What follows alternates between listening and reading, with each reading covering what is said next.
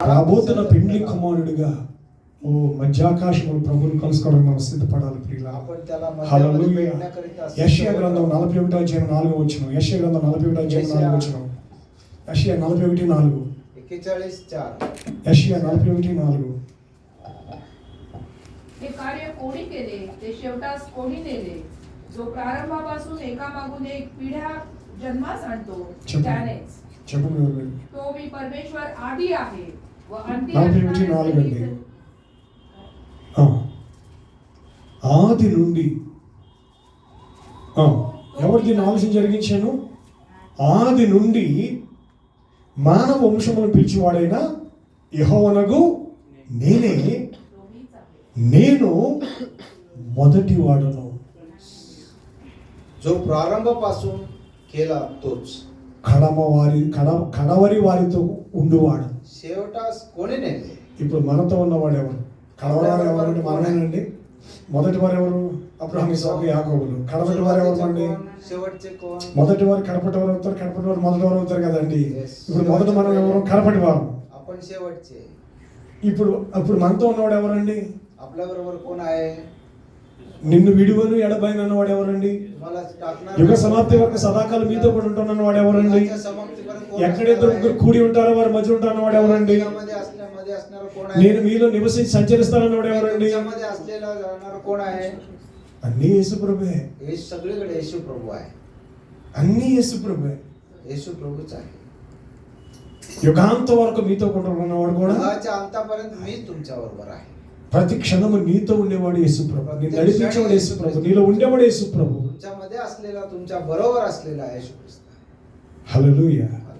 దేవునికి స్తోత్రం కలుగును గాక. 44 అధ్యాయం 6వ వచనం.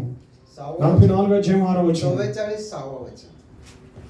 ఇశ్రాయేలు రాజైన యెహోవా, వారి విమోచకుడైన సైన్యములకు అధిపతి యెహోవా ఇలాగ సెలవిచ్చుచున్నాడు, నేను మొదటి వాడను. मी आदी आहे, मी अंत आहे, मज वेगळा देव नाहीच. ఆమేన్. నేను మొదటి వాడును, కడపటి వాడు నేను తప్ప ఏ దేవుడును లేడు. దేవునికి స్తోత్రం కలుగును గాక. ఎవరి మొదటి వాడు, కడపటి వాడు? ఎవరి ఆది అంతం? ఎవరి అల్ఫా ఒమేగా? ఎవరు ఆది ఈ ఉన్నవాడు వాడు? ఆది అంత కోణ आहे? అల్ఫా ఒమేగా కోణ आहे? దేవునికి స్తోత్రం కలుగును గాక. మలాకి గ్రంథం 3వ అధ్యాయం 6వ వచనం అంటున్నాడు, నేను మార్పు లేని దేవుడను. ఆమేన్. హల్లెలూయా. హెబ్రీ పత్రిక 1వ అధ్యాయం 12వ వచనం చెప్తున్నాడు, నువ్వు ఏకరీతిగా ఉన్నవాడు. హల్లెలూయా. Praise the Lord. చివరిగా ఒకసారి నిజంగా చివరిగా యోహాను రాసిన సువార్త 8వ అధ్యాయం. యోహాను రాసిన సువార్త 8వ అధ్యాయం. యోహాను రాసిన సువార్త 8. John chapter 8. యోహాన్ 8వ అధ్యాయం. ఓకేనా? ఒక నిమిషం అమ్మ. 10వ అధ్యాయం చూడండి ఒకసారి. ముందు 10వ అధ్యాయం చూడండి. 10వ అధ్యాయం చూడండి. యోహాను రాసిన సువార్త జాన్ చాప్టర్ 10 అండ్ 30 వర్స్ చూడండి. నేనును తండ్రియును ఏకమై ఉన్నామని వారితో చెప్పాను. యూదులు ఆయన్ని కొట్టవలని మరలా రాళ్ళు చేత పట్టుకోవాలి. त्याला दगड मारायचा प्रयत्न केला. पुन्हा दगड उचलले. ఇప్పుడు యేసు అన్నాడు, నేను తండ్రి ఏకమై ఉన్నామంటే వాళ్ళు ఏం తీశారండి? जेव्हा येशू म्हणाला मी आणि पिता एकच आहे, तेव्हा यहुदी काय म्हणाले? त्यांनी दगड घेतले हातात. అర్థమైంది మీకు? ఏం తీశారండి వాళ్ళు? రాళ్ళు తీశారా? ఇప్పుడు యేసు యెహోవా ఒకడంటే మీరేం చేస్తారు? పువ్వులు తీస్తారా, రాళ్ళు తీస్తారా? పువ్వులు ఇటు కొడతారా, రాళ్ళు ఇటు కొడతారా? యెహోవా యేసు ఒక్కడే అన్నాం అనుకోండి, రాళ్ళు ఇటు కొడతారా, పువ్వులు ఇటు కొడతారా అని అడిగాను.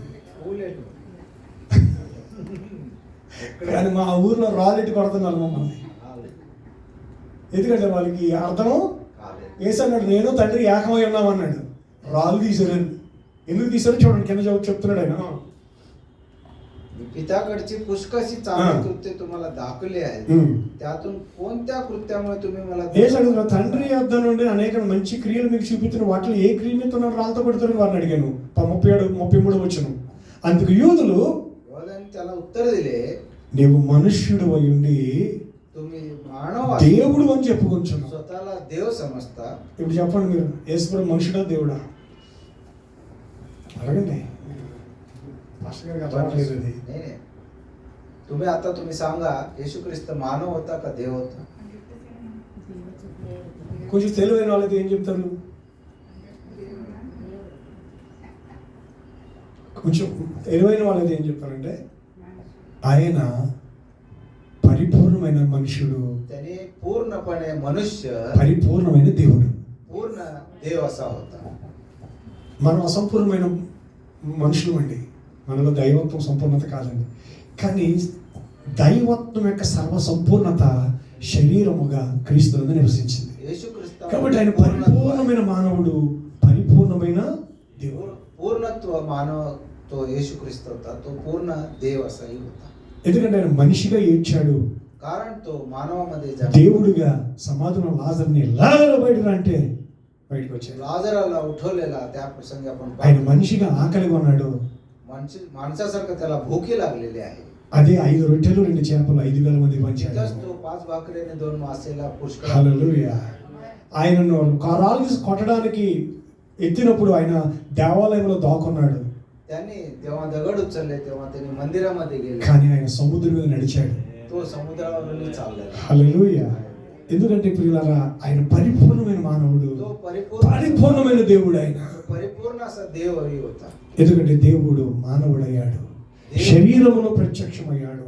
देव आपल्यासाठी मानव असं शरीररूपी धारण केलं. అదే దేవుని కుమారుడిని మనం నమ్మటం. तो देवाच्या దేవుని पुत्राला కుమారుడు అంటే దైవత్వములో రెండో దేవుడు కాదండి. देवाच्या पुत्राला మన దేవుడు दुसरं नाही. అద్వితీయ దేవుడు. अद्वितीय असा आपला देव आहे. నేను కొన్ని ఉపయోగించిన పదాలు ఉన్నాయి మీ దగ్గర, సరే అవి నేను సాయంత్రం చెప్తానండి. ఉపయోగించిన పదాలు ఎందుకు ఉపయోగించను అని అంటే పిల్లరా, काय वापरात असलेले वचन. సరే నువ్వు మనుషుడు అయ్యండి దేవుడు అని చెప్పుకుంటున్నావు కనుక దేవదోషణ చేసినందుకు నేను రాళ్ళతో కొట్టుదుము కానీ మంచి క్రియ చేసినందుకు కాదని ఆయనతో చెప్పారు. అందుకు యేసు మీరు దైవములని వెంటనే మీ ధర్మశాస్త్రంలో రాయబడి ఉండలేదా, లేఖనం అనర్థకము కాలేదు కదా, దేవుని వాక్యం ఎవరికి వచ్చిన వారు దైవములు అని చెప్పినట్లు మీరు నేను దేవునికి అని చెప్పినందుకు తండ్రి ప్రశంస చేసి ఈ లోకంలో పంపిన వారితో నువ్వు దేవదోషం చేయించడం చెప్పుదువా? నేను నా తండ్రి క్రియలు చేయనట్లు నన్ను నమ్మకూడదు, చేసిన నన్ను నమ్మకున్నాను, తండ్రి నా యందును నేను తండ్రి యందును ఉన్నామని మీరు గ్రహించి తెలుసుకున్నట్లు ఆ క్రియలను నమ్ముడని వారితో చెప్పాను. వారు మరలాయన పట్టుకొని చూచారు కానీ ఆయన వారి చేతి నుండి తప్పించుకొని పోయాను. సరే అక్కడ వదిలిపెడదామండి. ఇప్పుడు యోహాను సువార్త 8వ అధ్యాయం యోహాను సువార్త జాన్ చాప్టర్ 8 జాన్ John 8. 8వ అధ్యాయం 49వ వచనం 48వ వచనం 48. అందుకు యూదులు అంటే ఎవరండి? ఇశ్రాయేలీయులు కదా. యూదులు అంటే ఎవరండి? అబ్రహాము సంతానం కదా, ఇజ్రాయేల్ కదా. మరి ఇప్పుడు యూదులు అంటే ఇప్పుడు ఎవరు అనుకోవచ్చు మనం? క్రైస్తవులు. వాళ్ళు ఎంత మత నిష్ట కలిగి ఉన్నారు. ఇప్పుడు క్రైస్తవులు బాగా నిష్టగా ఉన్నారండి, భక్తి ఉండట్లేదండి, నిష్ట ఎక్కువైపోయిందండి. శ్రమల కాలాలు, 40 దినాలు ఇవన్నీ ఎక్కువైపోయినాయి, పండగలు ఆచారాలు ఎక్కువైపోయినాయి. వాళ్ళకి వాక్యం అంటే వాళ్ళకి ఆలయాలే ముఖ్యం.